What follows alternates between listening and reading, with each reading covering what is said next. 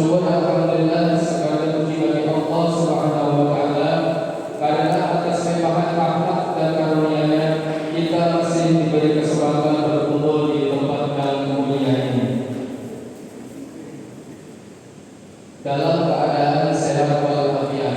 Salawat serta salam semoga tercurah kepada junjungan kita Nabi besar Muhammad sallallahu alaihi wasallam beserta keluarga, sahabat dan kita sebagai umatnya hingga akhir zaman. Pada kesempatan malam hari ini pengajian Karamah insya Allah akan diisi oleh guru kita Muhammad Ustaz Muhammad Iqbal SPD dengan tema fikih dan adab di dalam masjid. Durasi kajian kurang lebih 40 menit.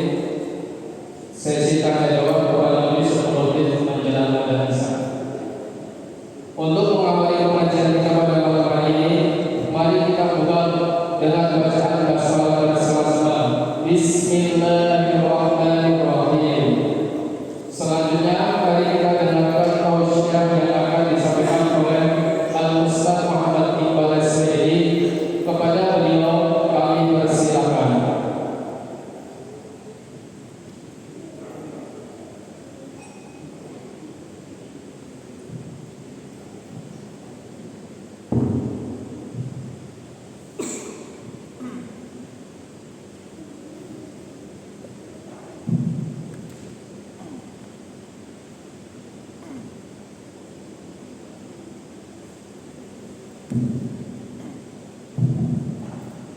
Assalamualaikum warahmatullahi wabarakatuh.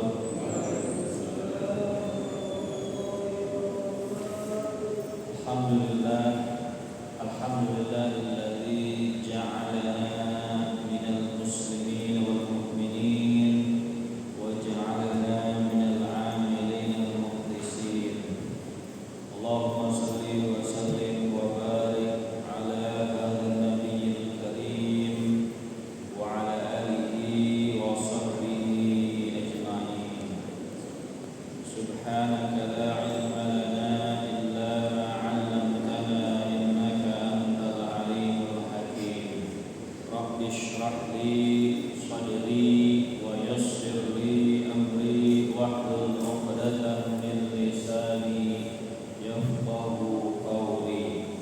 Rabbana zidna 'ilman nafi'an warzuqna fahman wasi'an wa 'amalan mutaqabbalan. Amin ya rabbal alamin. Alhamdulillah, puji syukur marilah kita panjatkan kepada Allah Subhanahu wa taala atas segala nikmat, terutama nikmat iman, Islam dan juga nikmat sehat wal afiat.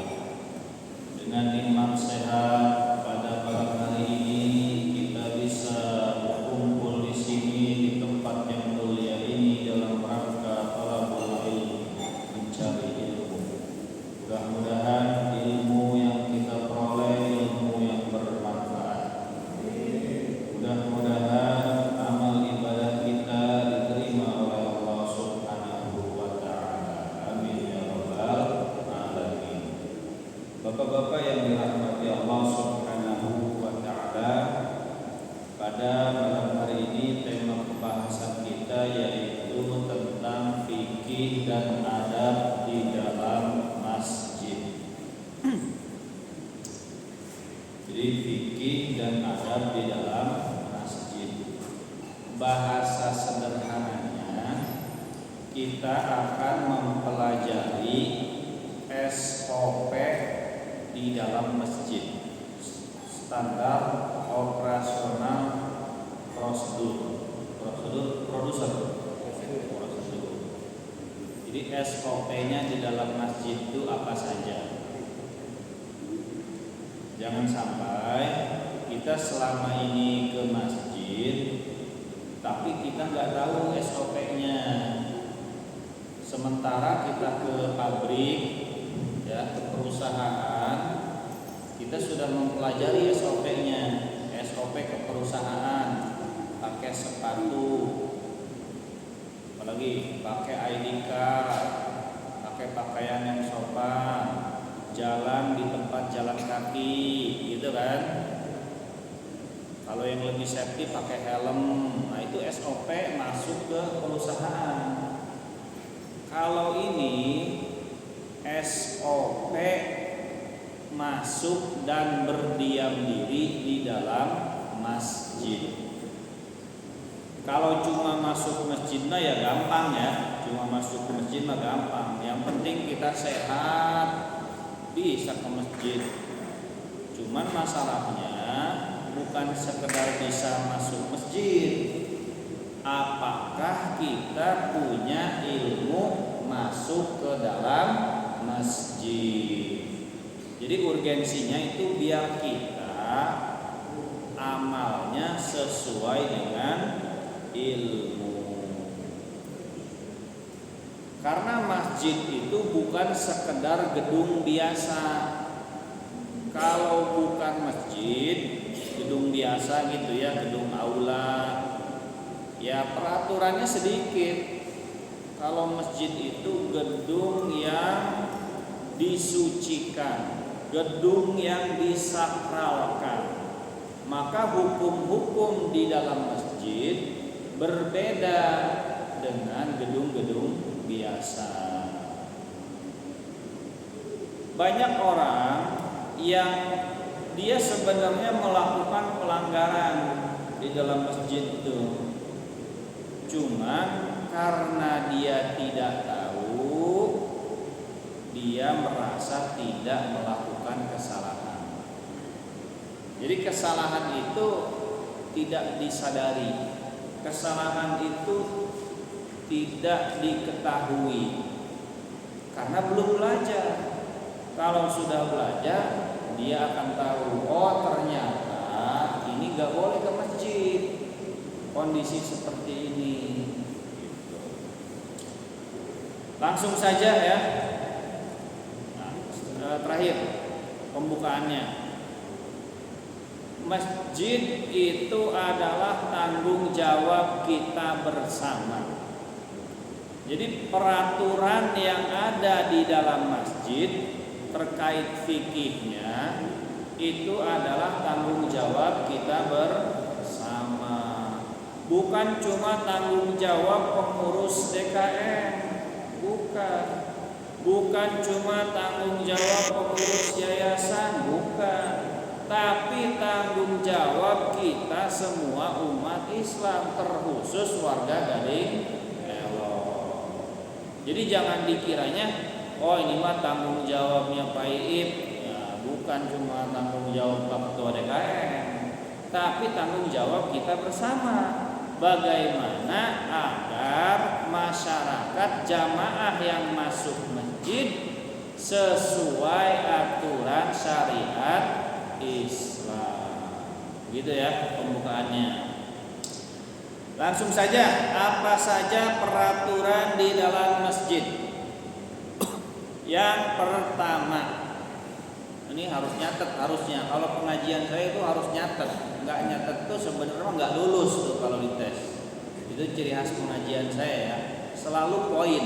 Saya mainnya selalu poin. Perhatikan bapak-bapak. 1, 10, 1, 20. Itu pengajian saya. Kalau nggak hafal sebenarnya nggak lulus, nggak dapat gelar LCMA. Yang pertama, suci dari hadas besar. Apa Pak yang pertama? Suci dari hadas besar. Apa yang menyebabkan hadas besar? Apa? Acung yang bisa? Hah? Iya, junub itu jenisnya. Penyebab hadas besarnya apa? Berhubungan seksual, keluar air mani, apalagi head. Nah itu ya, head, keluar air mani, berhubungan badan, walaupun tidak keluar air mani. Itu namanya junub. Penyebabnya tadi 3. Orang yang dalam keadaan junub, head, keluar mani, habis bersenggama, belum bersuci, belum mandi besar dilarang masuk masjid. Gak boleh masuk masjid. Ibu-ibu yang haid gak boleh masuk masjid, berdiam diri di dalam masjid walaupun untuk ngaji.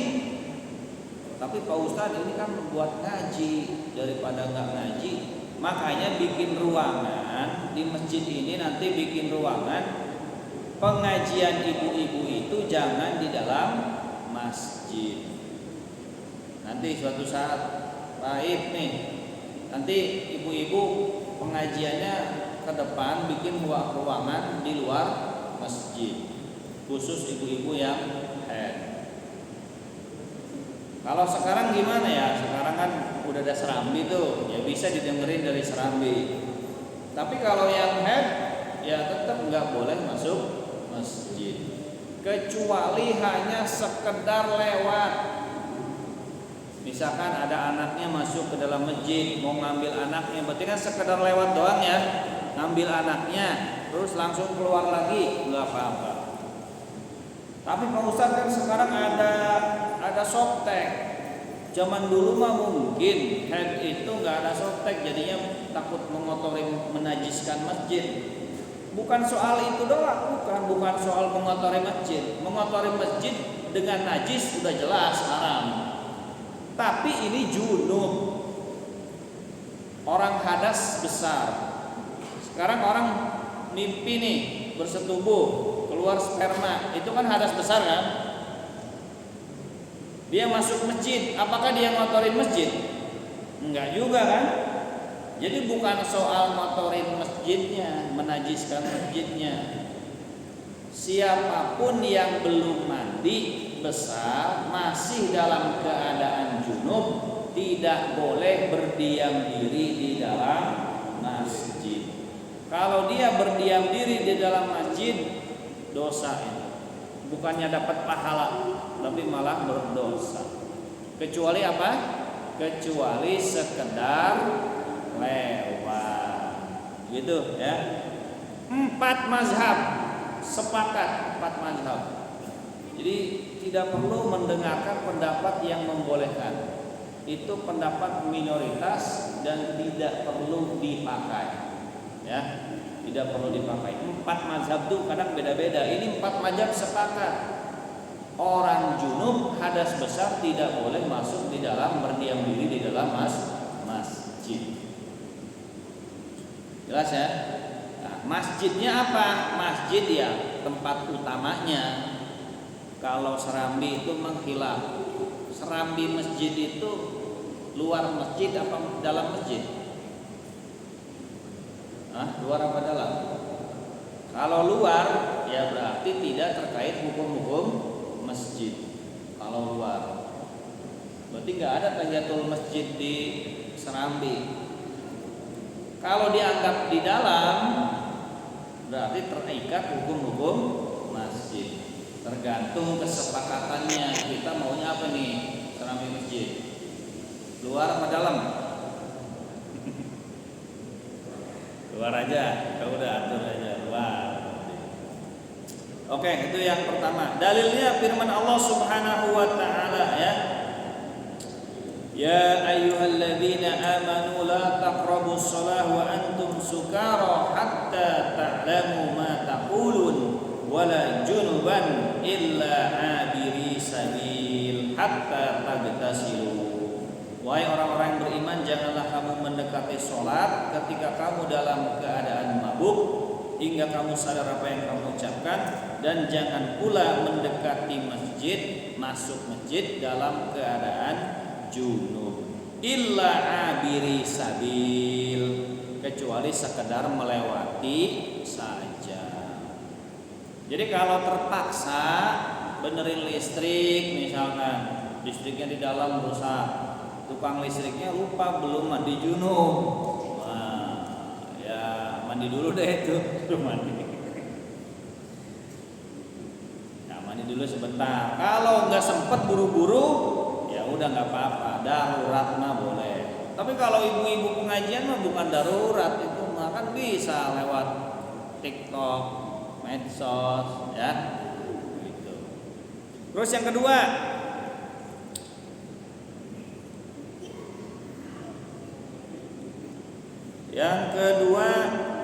harus menjaga kesucian masjid. Jadi masjid ini harus dijaga kesuciannya dan kebersihannya. Jadi boleh makan di masjid, boleh nggak? Boleh. Minum di masjid boleh? Boleh, tapi dijaga kebersihannya. Kalau nggak menjaga kebersihannya, dosa berarti. Karena termasuk mengotori masjid. Jadi habis makan perhatiin tuh ada yang jatuh nggak, minum hati-hati tuh ada yang tumpah nggak. Sebab kalau nggak dibersihin berarti termasuk mengotori masjid. Tidur di masjid boleh sebenarnya mah, cuman hati-hati ketika tidur jangan ngiler, siapin tisu gitu.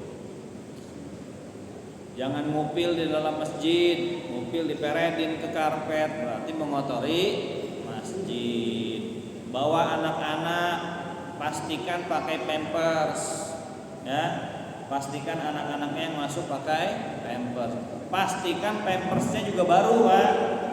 Jangan pampersnya udah penuh. Pampersnya udah penuh nanti bocor. Nah, berarti itu namanya mengotori masjid.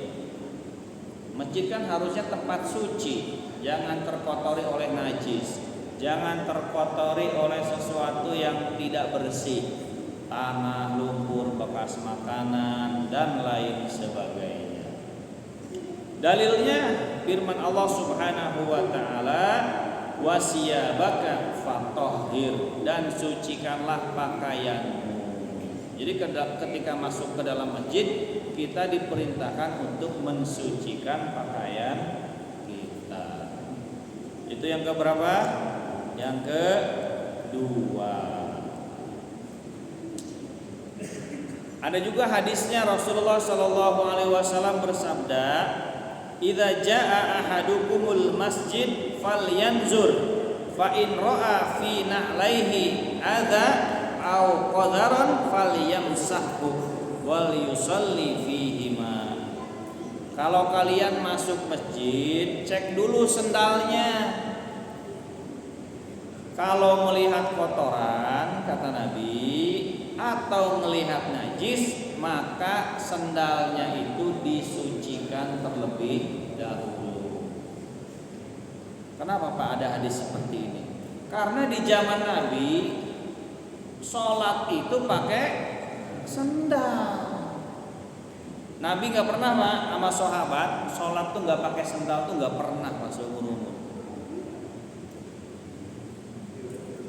Cuman kalau kita nggak pakai sendal ya, beda zaman. Di zaman Nabi sholat itu pakai sendal. Kenapa pakai sendal? Karena masjidnya tanah.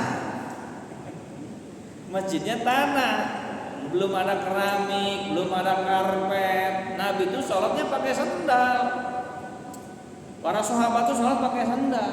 Bahkan ada hadis Nabi ketika sholat ngecek sendalnya. Sambil sholat ngecek sendal, Jibril ngasih tahu tuh di sendal ada kotoran. Makanya di dalam hadis juga kita baca Nabi dan sahabat ketika sholat itu ngebunuh kalajengking, Pak. Itu gimana cara ngebunuhnya? Diinjak kalajengkingnya pakai apa? Pakai sendal. Nah kalau kita sekarang nih lagi sholat, ada kalajengking lewat, kita bunuh apa batalin? Batalin. Kalau dibunuh, kitanya yang kebunuh. Gitu. Yang ketiga, menjaga adab dan ketenangan di dalam masjid. Menjaga adab dan ketenangan di dalam masjid. Gak boleh buat keributan di dalam masjid, gak boleh. Suara gaduh, bercanda berlebihan, ketawa ngakak di dalam masjid. Ya, ketawa ngakak rame-rame di dalam masjid. Nah, itu sebenarnya gak boleh. Makanya pengajian yang isinya humor melulu di dalam masjid itu nggak boleh. Biasanya di luar masjid dia nyanyi lagu India gitu kan, nyanyi lagu Roma, pantun, bercanda soal janda, ya apalah intinya bikin orang ketawa. Itu pas di dalam masjid nggak bisa, ceramahnya bebas, itu isinya tuh lawakan-lawakan biar orang pada ketawa, nggak bisa, nggak boleh. Di dalam masjid tidak boleh membuat keributan, tidak boleh membuat kegaduhan. Anak-anak tuh lari-lari, bercanda-bercanda, ya boleh. Masjid itu tempat tenang, Pak. Kenapa ada syariat iktikaf? Karena iktikaf itu tenang. Orang tuh iktikaf tuh diam, zikir, fokus, ingat Allah. Itulah di dalam masjid. Kalau masjid tempat kegaduhan, tempat keributan, berisik, nah itu berarti pelanggaran terhadap masjid. Tanggung jawab siapa ini? Tanggung jawab bersama. Jadi kalau yang anak-anaknya masih kecil, ya, yang susah diatur, yang kira-kira bikin keributan, lari sana lari sini, teriak sana teriak sini, jangan diajak ke masjid. Tapi kalau anaknya bisa diatur, bisa dikasih tahu, nah, bagusnya, baiknya diajak ke dalam masjid. Jadi lihat dulu anaknya bisa diatur atau enggak. Kalau anaknya bikin ribut, bikin gaduh, nah justru haram diajak ke masjid karena mengganggu kekhusyuan jamaah, mengganggu kekhusyuan sholat, dan masjid bukan tempat untuk gaduh. Gitu ya.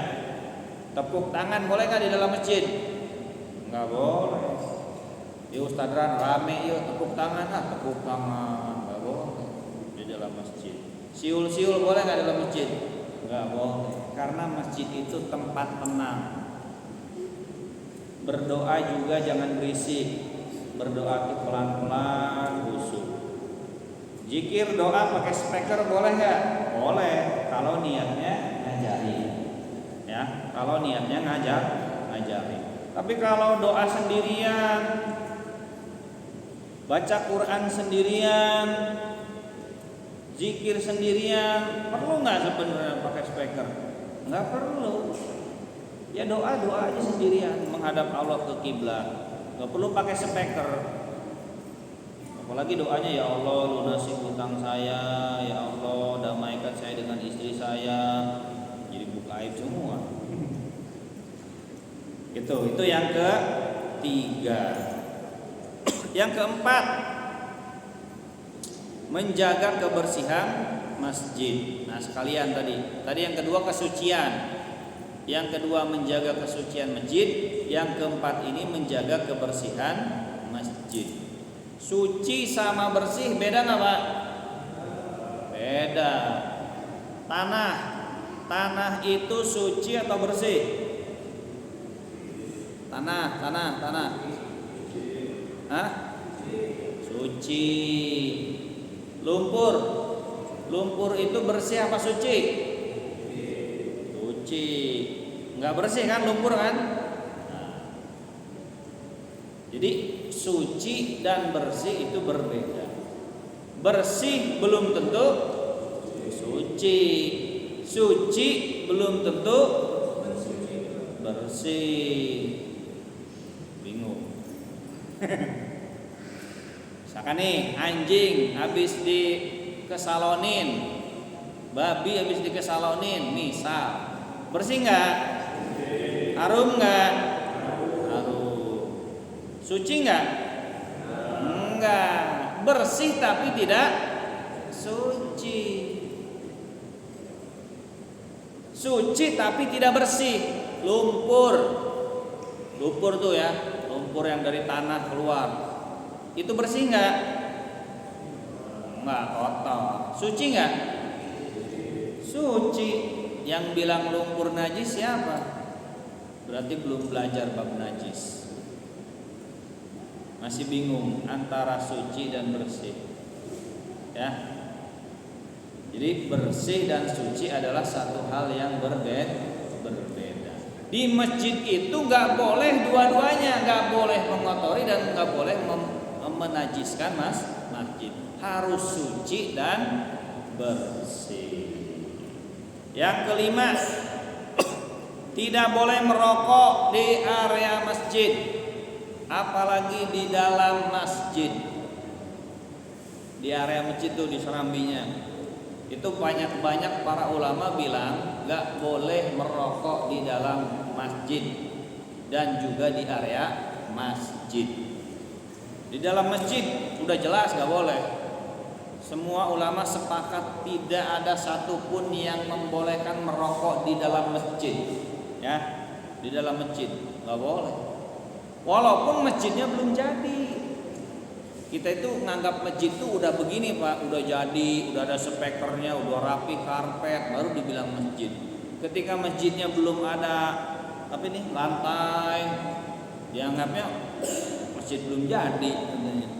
Merokok di sini nggak boleh. Masjid itu jadinya apa ukurannya Pak? Ketika sudah diwakafkan, ketika sudah diikrarkan. Saya punya tanah lapang nih Pak, tanah lapang.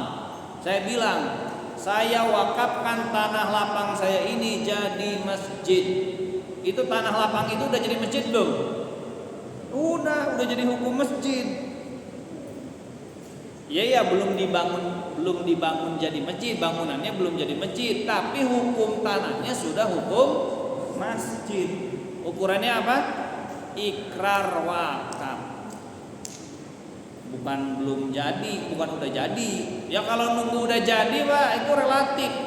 Ya. Zaman Nabi emang gimana masjidnya? Emang megah begini? Pakai atap apa sih? Dari apa sih? Nah, dari pohon kelapa korma juga udah jadi masjid. Tanah doang udah jadi masjid. Tiangnya sederhana udah jadi masjid. Gitu, ya. Jadi nggak boleh ngerokok di dalam masjid. Dan juga tambahin di area masjid. Ini bukan kata saya, ini banyak para ulama yang bilang tidak boleh merokok di area masjid. Kalau merokok kan masih bisa di rumah, di kantor, di perusahaan aja Pak. Ada nggak larangan? Larangan merokok di area perusahaan ada nggak? Itu di perusahaan aja nggak boleh. Harusnya di masjid lebih gak boleh. Bukan soal kebakaran, bukan, soal adab. Ya, soal adab. Cuma kalau di dalam masjid haram, kalau di luar ya makruh lah gitulah ya. Terus yang keenam, tidak boleh transaksi jual beli di dalam masjid, gak boleh jual beli di dalam masjid. Jual beli di dalam masjid itu termasuk check out marketplace online. Nah, bapak-bapak ngecek Shopee itu ya, ada promo murah nih, gitu kan? Ngecek tuh di Shopee, Tokopedia, check out, nawarin travel umroh, itu juga jual beli. Ada ustaz, bapak-bapak barangkali ada yang mau umroh bisa daftar ke saya.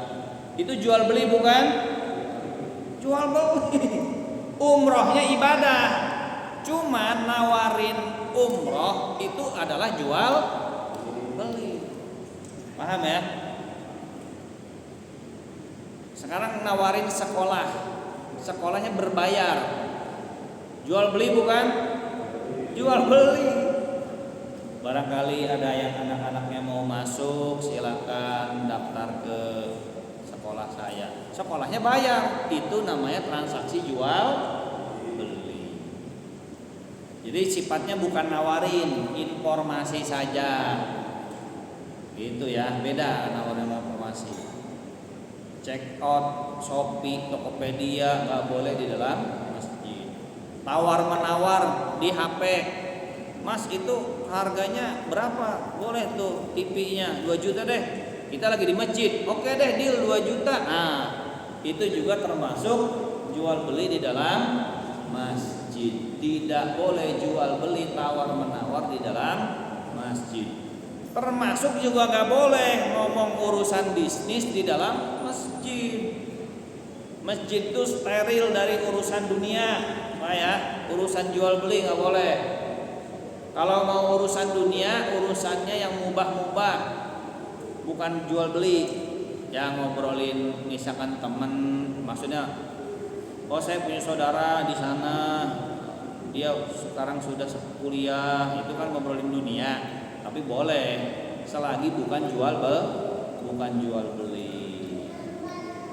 Misalkan ketemu teman, sekarang kerja di mana? Ngobrolnya di dalam masjid tuh ya.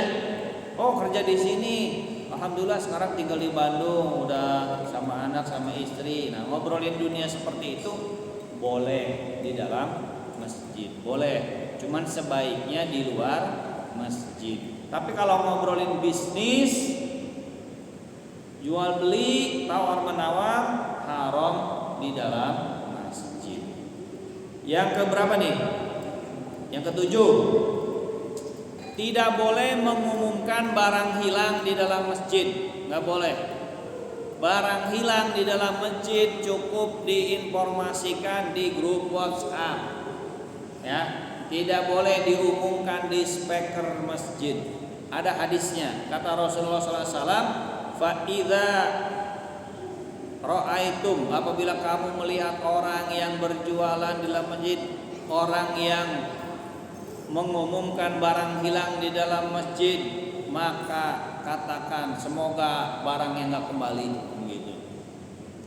Jadi nggak boleh ya, nggak boleh mengumumkan barang hilang di dalam masjid. Idza ra'aitum man yanshudu fil masjid dhalatan faqulu la raddallahu alaihi. Kalau ada orang yang ngumumin barang di dalam masjid, ucapkan semoga Allah nggak balikin barang kamu. Malah dianjurin apa? Doain semoga barangnya nggak balik. Umumkannya di mana? Di grup WhatsApp atau di luar masjid. Yang kedelapan, menjaga dan merawat fasilitas masjid. Dijaga tuh, dirawat tuh fasilitas masjid. Jangan sampai rusak, jangan sampai kotor, jangan sampai nggak dibawa balik lagi. Gini, barang masjid gak boleh dibawa pulang ke rumah. Quran yang ada di masjid itu ya, hanya boleh dipakai di dalam masjid. Gak boleh dibawa pulang. Dibawa pulang Quran dalam masjid, lupa gak dibalikin, gosok itu namanya. Gosok itu apa? Nyuri. Lupa dibalikin di dalam masjid. Barang masjid hanya boleh dipakai di dalam masjid. Ya. Karena barang wakaf itu nggak boleh dimanfaatkan di luar kepentingan wakaf. Apalagi nggak balik lagi. Jadi barang-barang masjid ya udah di masjid aja dipakainya. Ya. Ya kecuali barang masjidnya yang mobile, kayak handphone, misalkan handphone masjid, ya di dalam masjid boleh, di luar juga boleh, karena handphone memang untuk dipakai di luar, untuk kegiatan lain-lain kan. Ya kalau Quran kan di rumah ya beli aja Quran sendiri, di masjid ya Quran masjid. Jangan sampai masjid wakaf Quran 100 dalam setahun Pak hilang Pak, tinggal 20. Ini gara-gara sering dibawa ke masjid. Dibawa keluar masjid. Yang kesembilan, dikit lagi deh, ya. Wajib berpakaian sopan dan menutup aurat. Jadi masuk masjid wajib menutup aurat. Ya, berpakaian sopan. Di masjid nggak boleh pakai pakaian yang kurang sopan. Pakaian you can see. Orang boleh lihat auratnya. Ya sopan, nggak harus pakai gamis, nggak harus. Yang penting sopan. Pakai lepis bolong-bolong, robek-robek. Kira-kira boleh nggak? Nggak boleh, nggak sopan. Ya, Bapak masuk ke gedung DPR Pak, pakai lepis coba Pak, boleh nggak tuh? Nggak boleh. ke istana presiden pakai kolor, nggak boleh. Ke masjid pakai kolor nggak boleh. Sebenarnya pakai kolor mah di luar masjid juga nggak boleh sebenarnya mah, ya. Karena aurat laki-laki itu sebatas apa? Sebatas apa? Lutut. Kalau pakai kolor di luar masjid itu berarti membuka aurat. Jadi di luar masjid juga di rumah nih, bukan di dalam rumah, bukan di luar. Kalau di dalam kamar mah apa di rumah. Itu tetap harus menutup aurat. Yang ke-10 yang terakhir, menghindari bau yang mengganggu. Nggak boleh habis ngerokok, habis makan bawang langsung masuk masjid, karena itu akan mengganggu jamaah. Jadi ada hadisnya ya, kata Rasulullah, man akala min hadhihi syajarah fala yaqrabanna masjidana wala yu'dhinana birihithu. Barang siapa yang memakan bawang, intinya sesuatu yang baunya menyengat, maka janganlah ia mendekati masjid.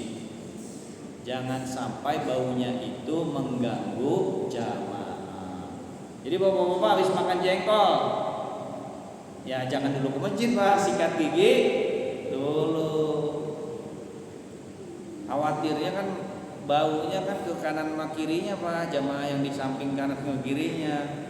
Pas assalamualaikum, begitu Pak. Jengkol gede, bau rokok, nah kumur-kumur, sikat gigi, intinya hilangkan baunya.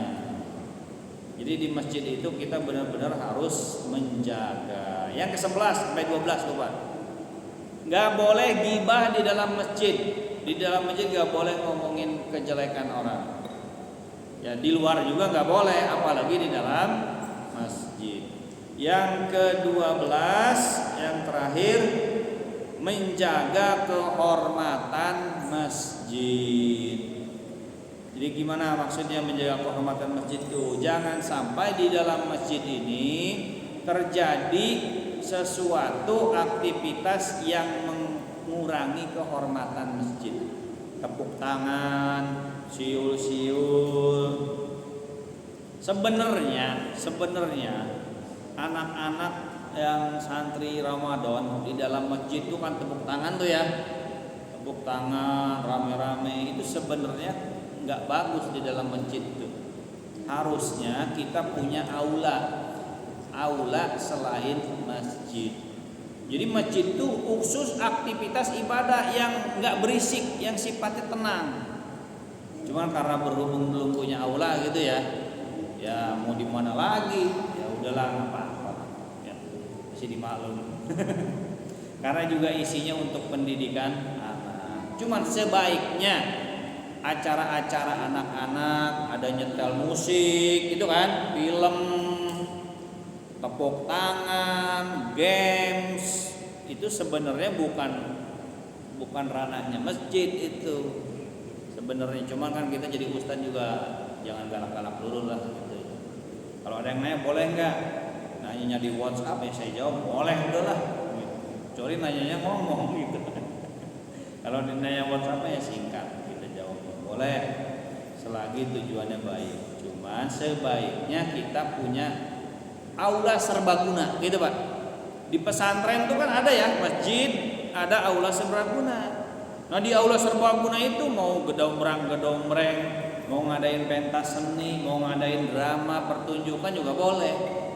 Ya kalau di dalam masjid ngadain drama tahu kan anak-anak santri ya suka bikin drama gitu ya, nggak pas. Tidak boleh di dalam masjid. Main game online boleh nggak dalam masjid? Main game gitu. Ya nggak boleh. Karena bukan aktivitas agama, bukan aktivitas ibadah. Demikian, mohon maaf apabila ada kesalahan. Untuk barangkali ada pertanyaan dipersilakan.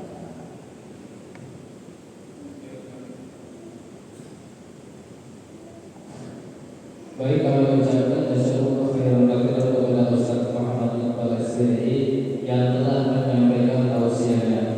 Kesimpulan materi mengurus masjid jadi tanggung jawab kita bersama. Ada 12 adab di dalam masjid. Selanjutnya kami persilakan bagi jamaah Bapak-bapak sekalian dalam keadaan yang mau bertanya. Kami persilakan. Masih ada waktu kurang lebih 7 menit. Pak Akan silakan.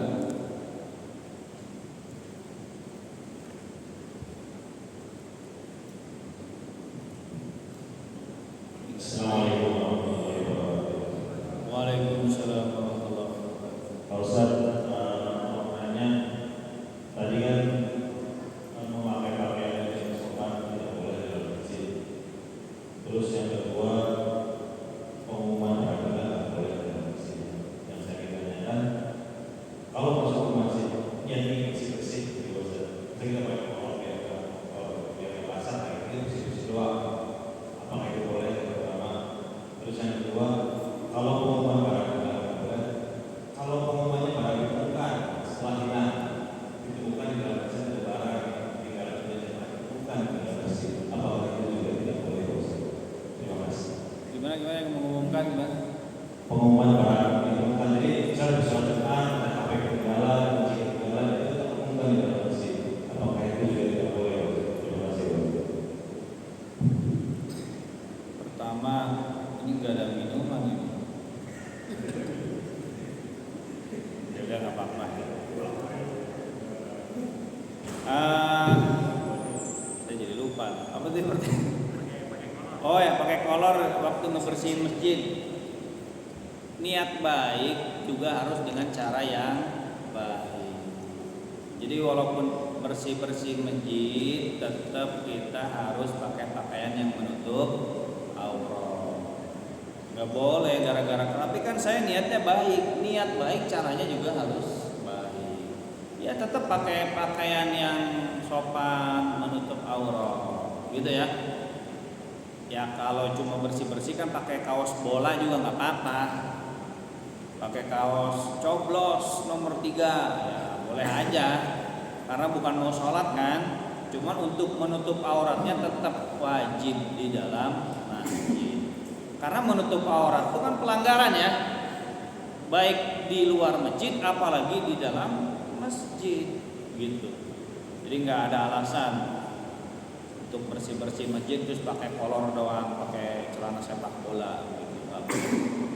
Terus yang kedua, mengumumkan barang hilang pada saat Jumatan gitu ya. Nggak boleh tetap. Mengumumkan barang hilang harus di luar masjid. Zaman sekarang sudah ada WhatsApp, umumkan aja di grup WhatsApp ya. Udah ada hadisnya soalnya nggak boleh mengumumkan barang hilang di dalam masjid. Bahkan disuruh sama Nabi doain biar tuh barang tuh hilang, nggak ketemu. Barangnya disuruh hilang lagi, didoain begitu, nggak boleh. Nah ini kebanyakan DKM kita memang nggak ngaji, ngajinya cuma ngaji akhlak doang, kurang ngaji fikih, kurang ngaji SOP ibadah, SOP agama, halal haram agama. Kebanyakan maunya ngaji yang ringan-ringan doang, yang menyentuh hati. Tapi kalau halal haram itu kebanyakan dari kita memang tuh kurang mau. Wah nanti jadi tahu haram, wah jadi dosa gitu kan. Gitu. Sudah? Kalau sudah mau saya singkat ya, sebentar. Simpulannya, jadi nggak boleh main musik di dalam masjid, piano, gitar, udah jelas. Bagaimana rebana? Ulama khilaf. Ada yang bilang boleh, ada yang bilang tetap tidak boleh. Jadi ada dua rebana. Apalagi selain rebana, main gitar nggak boleh dalam masjid. Tepuk tangan, siul-siul, olahraga di dalam masjid boleh nggak olahraga di dalam masjid? Nggak boleh. Ya kecuali mau jihad gitu ya, latihan pedang. Di dalam hadis Nabi ada latihan pedang dalam masjid. Tapi kalau olahraga, jogging gitu di dalam masjid nggak boleh. Latihan gocek sepak bola di dalam masjid nggak boleh. Potong-potong daging kurban di dalam masjid boleh nggak? Nggak boleh. Karena itu bawa najis. Masjid kalau dipakai potong-potong daging kurban, itu nggak boleh bawa najis. main catur, game online, buka Facebook yang isinya politik, isinya gosip artis, nggak boleh di dalam masjid. Sambil itikaf sambil scroll Facebook, isinya gosip artis, perceraian, bola, nggak boleh. Kecuali ilmu, isinya YouTube pengajian boleh, ya. Terus resepsi pernikahan juga nggak boleh di dalam masjid, nggak boleh. Kampanye politik nggak boleh di dalam masjid. Demikian diserahkan kepada MC. Alhamdulillah rangkaian acara pengajian malam hari ini telah selesai. Semoga apa yang disampaikan oleh Ustaz menjadi ilmu yang bermanfaat dan dapat kita amalkan dalam kehidupan sehari-hari. Amin ya rabbal alamin. Saya selaku pembawa acara mohon maaf apabila ada tutur kata dan sikap yang kurang berkenan. Mari kita tutup pengajian ini dengan membaca doa kafaratul majlis bersama-sama. Subhanaka wa bihamdika.